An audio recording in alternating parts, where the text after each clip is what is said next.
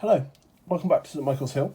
Thanks for joining me again on what will be the September layout update. There's been a fair bit going on this month, so quite a bit to get through, including a visit to Swansea Model Railway Club exhibition, as well as some repairs on a loco, and also a bit of a build that I've been working on for quite a while now. So yeah, a fair bit to do. Firstly, I would like to say a massive thank you to all the new subscribers that are on board. I think since the last kind of monthly update, there's been about another 100, which is just, yeah, it's crazy. But thank you. I think at this point of filming, we're at about 860, so well on the way towards 900, which, you know, even 6 months ago just seemed like just a completely impossible target. So yeah, it's great to kind of be working towards something like that. Before we properly kick off with the monthly update, I want to quickly head back to last week's video where we were looking at this Class 56 by Hornby. There's definitely been some progress this week, and I'd like to share that with you now. Thanks to everyone who posted a comment and suggested what might be the reason behind the issue. It seems that most people do seem to suggest that it's still something to do with the band here, and just to simply cut the band that runs from the motor up to the fans, and hopefully that will stop the issue. So I'm going to do that. It almost feels a bit of nothing to lose. The fans aren't working anyway, so if by cutting the band it makes no noise, then that would be great. So I'm going to give that a go, and then get back to you on how it runs. Yeah, it was really great knowing that by posting a video up on YouTube, I would get so many kind of helpful suggestions and hints. So thank you everyone who got involved. I think to cut this, it's pretty fine. I'm just going to use a pair of scissors, to be honest. It's probably the easiest thing to do. So I'll do that and then get back to you with how she runs. So there we go. As you can see, the band has been cut and easily removed. In the end, I actually just used a scalpel blade, stuck it under there, and used some tweezers to pull it out. So nice and easy. So I'll put it all back together. Hopefully the lights will work, and hopefully there will be no noise at all when it runs. So fingers crossed. So it's now time for the moment of truth. As you can see, the lights are all working.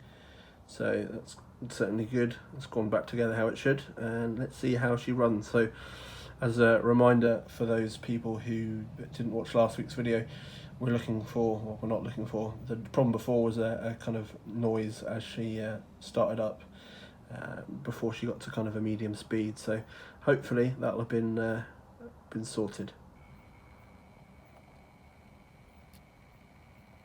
Wow, okay, so that's really made a difference. It's almost a silent runner now. That's really very good indeed. Check the opposite direction. And yeah, that's running brilliantly. So it looks like it was a simple case of completely removing the band. Even though it wasn't turning before, it just seems that was the case. So thank you very much to those people who helped. I think it was BR Blues who was most confident in suggesting that that's what the problem was. So thanks very much for that, mate. And I really, really do appreciate it. It's great kind of that the community can come together to help people. So yeah, I would definitely encourage you, if you're having any problems, pop out a video and or ask anyone in the community, and I'm sure you'll get some help. So thank you very much, and very, very pleased with how she's running now. So expect to see a lot more of Class 56 on the layout.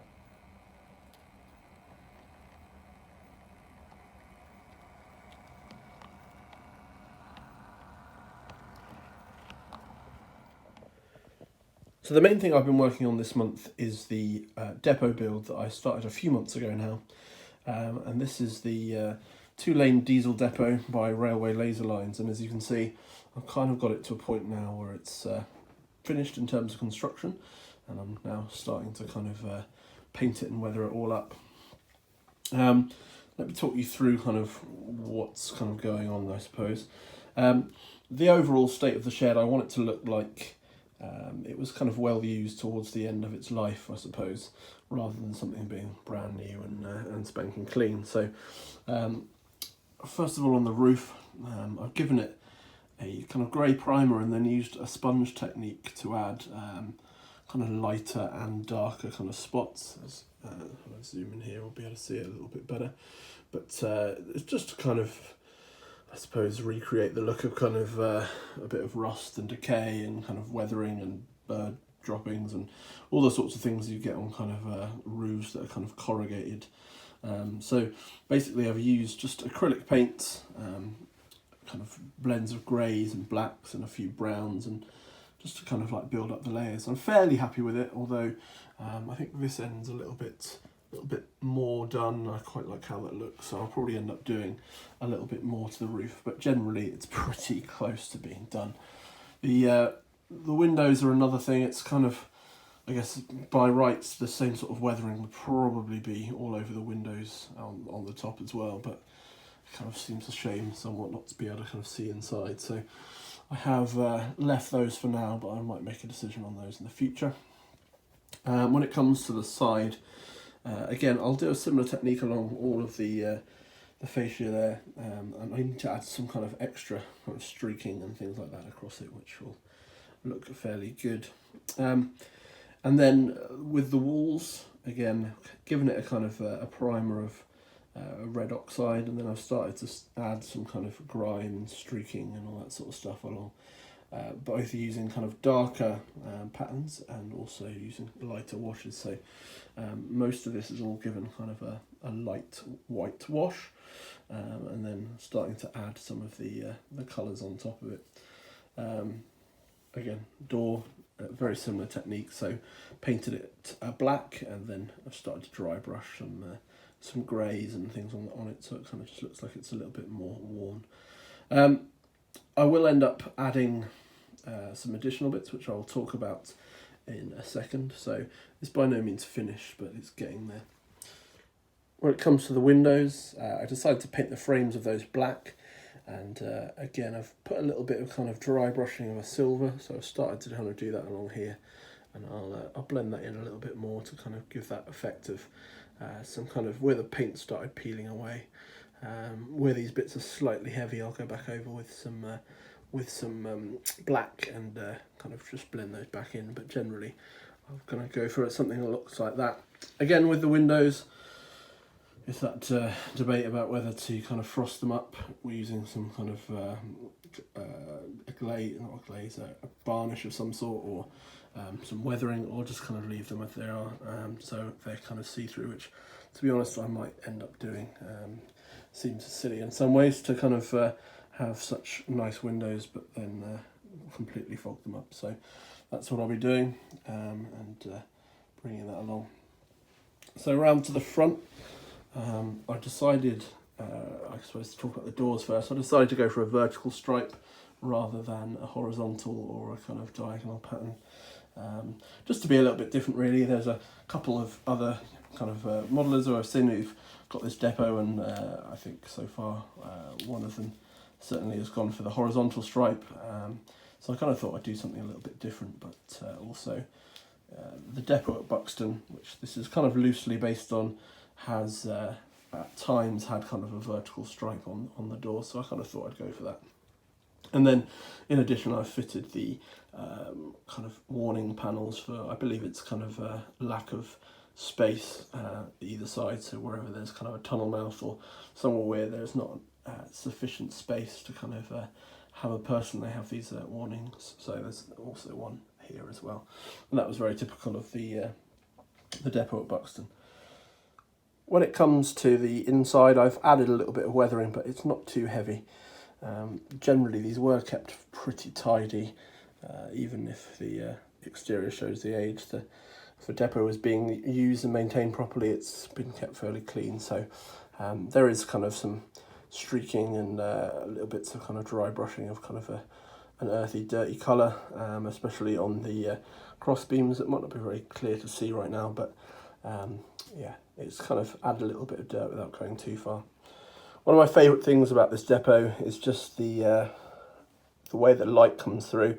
It's a little bit difficult to see because the locos are in the way, but you can already see from the ceiling and everywhere else the light just comes in such amazing patterns through all the windows and the truss rods and everything like that. It's really kind of beautiful.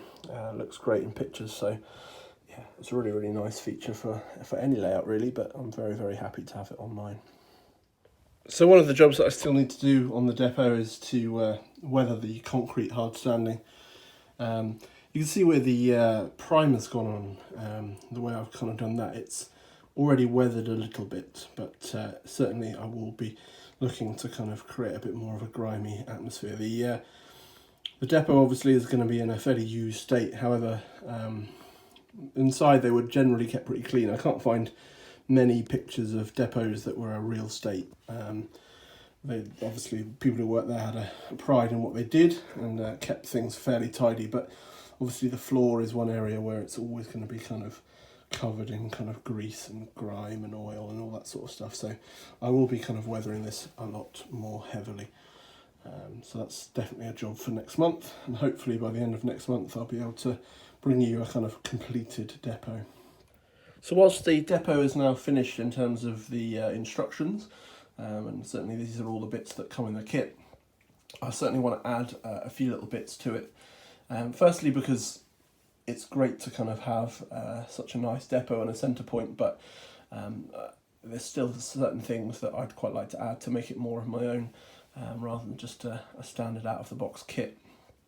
I know Dave at Dean Park Station added some vents on the roof of his and some fans and things like that onto the sides, which is very, very nice.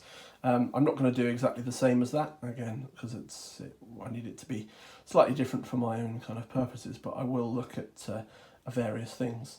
The first of which is going to be using this Plastruct. I'm going to make some gutters that are going to kind of go along the sides and have some down pipes and things like that. So I have some kind of half circular gutter that I'm going to put along here, and then I've got a full round pipe that I'm going to have coming down at probably either end, and I might look at doing one in the middle as well, and that'll be on both sides. The other side, incidentally, is basically plain. There's no windows in that, but that still needs to be detailed a little bit. I'm also going to be adding some lights. So I think I found a supplier that has some lights that I quite like. So I'll probably have 3 lights kind of out the front here. And then I will potentially have some at the back as well, depending on how they fit. But certainly I'm going to be adding some lights to it. And then I will look at kind of adding some sort of fans as well. So probably very similar to Dave at Dean Park, I'll add some of the scale model scenery fan pieces along along one of the sides or something like that. I will tackle kind of some sort of roof fans or vents, but I'll probably do them in a very different way to Dave to keep things a little bit unique and a bit my own. The other thing I will be doing is we'll be using some decals to kind of add some graffiti to the depot. Like I said, it's going to be a fairly old thing, and whilst it's being kept fairly well, there's always going to be kids breaking onto the property and adding a few kind of tags and things like that. So I'm going to be doing that over the next month. I asked Steve actually at Railway Lines if he could send me an offcut or two of the depot walls, because they've been laser cut. I'm not exactly sure how they're going to take decals, so he's kindly sent me a few little offcuts, and I will be experimenting with those and trying to find a way that they can be kind of done in a nice way, and I'll get those onto the depot as well. In addition, I then need to fit out the depot. There's certainly a lot to kind of go inside to kind of keep things running, I suppose. So there'll be things like cabinets and bits like that. So I need to kind of have a real look at what prototypically would have been done in a depot of this size, and the sorts of jobs they'd be doing, and maybe the sorts of materials they would need to complete those jobs, and we'll go from there. And then I guess the final thing is it needs somewhere to go on a layout. So obviously my attention's going to fairly rapidly turn to that and getting a layout sorted out. So yeah, pretty close, but we just need to continue weathering and add some further detailing. But at that point, I'll probably consider this done. But I just wanted to kind of give you all an update on where I was with it. I suppose just show you another version of the kit. I know there's a few videos out there. I didn't want to dedicate a whole video to the depot, but it is an incredible product. And I'm very, very pleased that I've taken the time, put it together, and I'm really, really proud of the result. So thanks to Steve, and keep up the good work on those kits. I know you've got a lot more coming, so look forward to seeing those. I just want to take this time to do a quick channel shout out for Anthony Dodge, the Model Train Outsider. Anthony's channel is very unique for a few reasons. Firstly, he models European layout, so I believe it's mainly German, but he's based in America, so that generally gives him a fairly unique channel anyway. However, his channel is very, very funny. He doesn't take anything seriously, apart from his modelling, but the way he presents his videos is very, very funny. And what's more, he, for a lot of us channel kind of runners, whatever you want to call us, he's a massive support. He's always the first one to comment on my videos. He is a really, really good kind of part of this community, and I just wanted to give a shout out to his videos and his channel. He's, for some reason, got a criminally low subscriber count for a guy who can model as well as he does, and has a layout as good as he does, and has unique and interesting videos. So I'll leave a description in the comment, on the description below. Sorry, I'll leave a link in the description below, and make sure you check out his channel and subscribe. He's a really, really cool guy and really deserves a bit more kind of attention in this scene.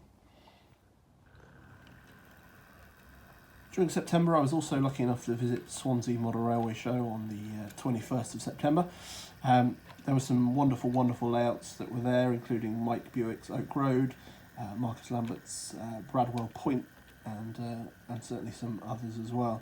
I've got some footage from the events, which I'll show you now. But it was a wonderful event where I managed to kind of catch up with a few friends, a few fellow YouTubers, and a few people from kind of the industry. So hello to Steve at Railway Laser Lines, James at DCC Automations, Train Automations, Richard from New Junction, who I managed to catch up with, as well as I got to meet Mike Buick for the first time after a lot of help he's given me. So it was really great to meet you, Mike, and the same with Marcus. Always a pleasure to see Bradwell Point.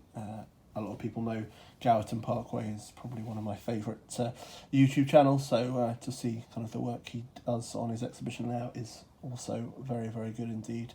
So without further ado, here's some footage of some kind of modern image layouts from the exhibition, and I'll catch you after the footage.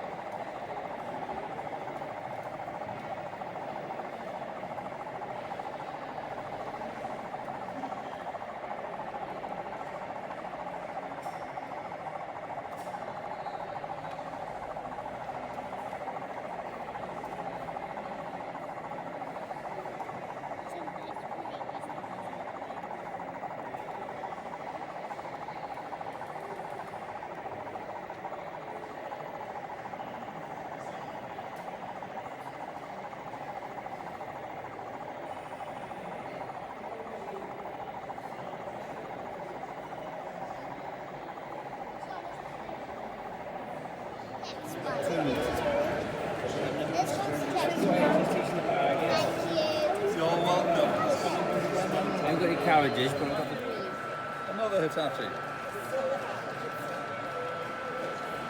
There's a lot of them about.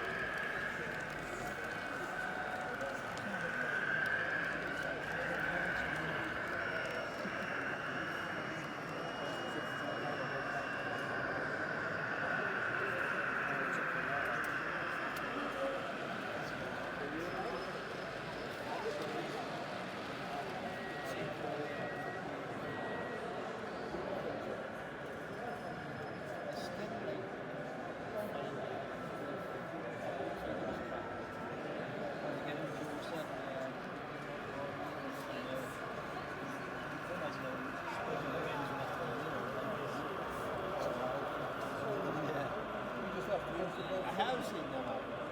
Or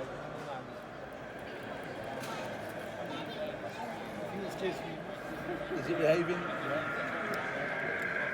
That's great stuff. when you've had a technical change, like you say, you don't even think about it. No.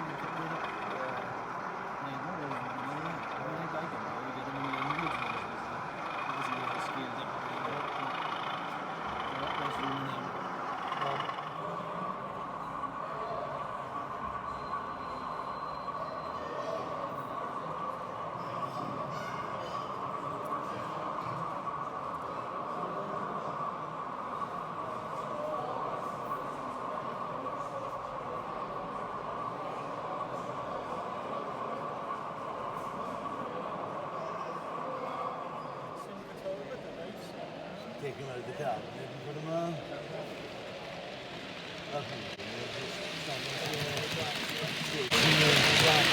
Yeah, like him on the bridge, yeah.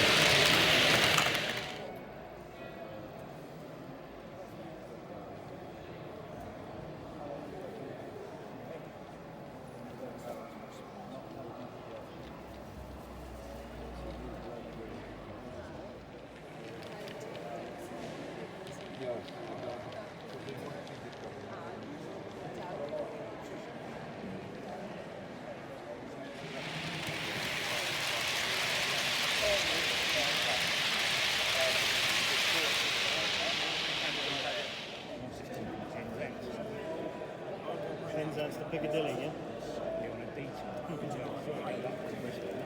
Yeah, but they were on detour the other week.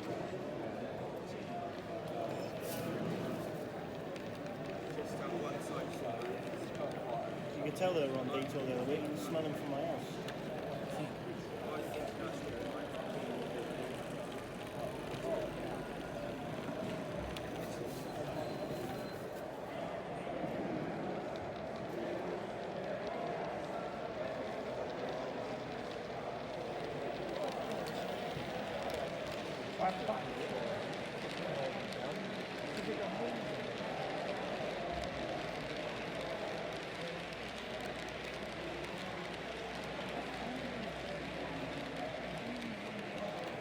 Westbury with this one. Here it is.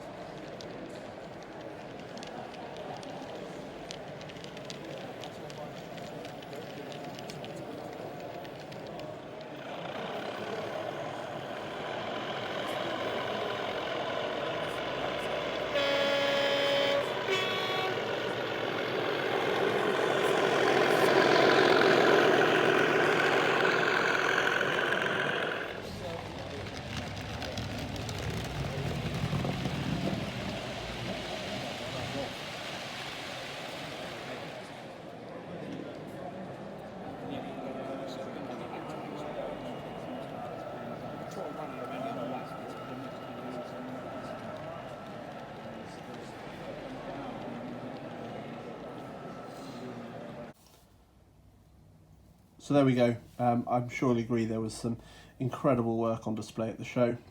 For me, it was a personal highlight to see Mike Buick's layout in the flesh. Like I said before, he's helped me so much on various parts of my modelling, so to kind of see his layout in the flesh was really, really wonderful, and right up my street in terms of stock running as well. It's really nice to meet Greg Marshall for the first time. He's a bit of a legend of the model railway scene, so to kind of finally meet him was also great. A big thanks to Richard from New Junction as well for giving me some company through the day. So now I've run through what I've got to this month. I'll talk a little bit about what I'm going to plan to do next month. There's certainly a big project that's going to need a lot of work. As well as working on the depot next month, I certainly plan to do a lot more on my scratch-built shops. As you can see, they're pretty much where we left them at the end of last month. In fact, I think in some ways there's a step backwards as some of the plasticard over time just starts to bow a little bit. So it's not a massive problem, it'll all be shored up anyway, but pretty much this is where we left off at the end of last month. So I'll certainly be giving this a good crack in the next month to try and kind of keep building it. It was a lot of fun to do, and I'm looking forward to getting back to it once the depot has been a bit more complete. It's just that's been taking up a lot of my time over the last kind of 3 or 4 weeks. One area where this has progressed over the last month is with the shop kind of signage. After last month's update video where this build featured quite heavily, a guy called Matt Thorpe approached me on Twitter, and he kindly offered to design some kind of shop frontage for me, which he has done, which look amazing. He basically has allowed me to get some really, really nice kind of frontage that I'll be able to print off and fit on these once the time is right. Of course, once they've been done, I'll certainly show you that, but just a big thank you really to Matt for taking the time to contact me and then do the work. He wasn't after money or anything like that. It's just really nice to know that there's a community that are willing to help each other. So big thank you to Matt. I'll link to your Twitter profile in the description below, and obviously once the signs have been printed, I'll obviously mention that again. But yeah, big thanks, Matt. That's pretty much the end of this month's update video. There's no stock this month. I'm trying to save up money basically to get the layout underway. Obviously with baseboards and track and all that sort of stuff, it's going to be fairly expensive, and at this stage it feels a little bit silly when trying to spend money on stock that I won't be able to run on this layout for much longer anyway. So nothing new to try to show you on that front, so very much just what you've seen so far. I will leave you with some running shots, including the nicely and newly quiet Class 56.